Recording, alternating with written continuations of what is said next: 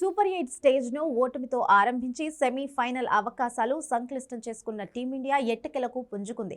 జింబాబ్వేపై రికార్డుల మూత మోగించింది.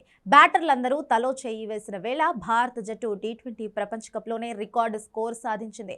ఫామ్లో లేని బ్యాటర్లందరూ ఈ మ్యాచ్లో అద్దరగొట్టేశారు. తుది జట్టులో చోటు దక్కించుకున్న సంజు శాంసన్ 24 పరుగులకే అవుట్ అవ్వగా, అభిషేక్ శర్మ, హార్దిక్ పాండ్యా మెరుపు హాఫ్ సెంచరీలతో దుమ్మురేపారు.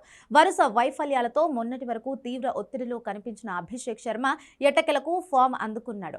ఆరంభంలో కాస్త ఆచితూచి ఆడినా క్రీజులో కుదురుకున్న తర్వాత ఈ యువ ఓపెనర్ విధ్వంసం సృష్టించాడు. తన శైలిలో బ్యాటింగ్తో రెచ్చిపోయాడు. కేవలం 30 బంతుల్లోనే 4 ఫోర్లు, 4 సిక్సర్లతో 55 పరుగులు చేశాడు.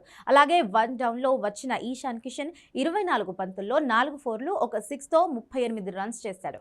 13 బంతుల్లోనే 33 పరుగులు చేశాడు. చివరిలో క్రీజులోకి వచ్చిన హార్దిక్ పాండ్యా దెబ్బకు జింబాబ్వే బౌలర్లు బెంబేలెత్తిపోయారు.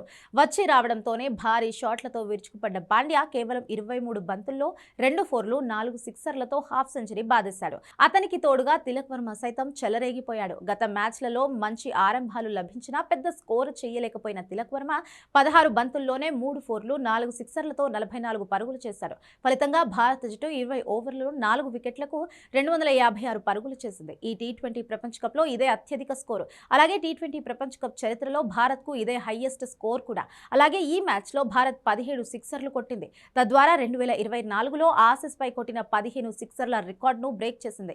ఇదిలా ఉంటే హార్దిక్, తిలక్ వర్మ 31 బంతుల్లోనే 84 పరుగుల పార్ట్నర్షిప్ కూడా రికార్డే. మొత్తం మీద భారత బ్యాటర్ల దెబ్బకు జింబాబ్వే బౌలర్లు ఒక్కొక్కరు 10కి పైగా ఎకానమీతో పరుగులు సమర్పించుకున్నారు.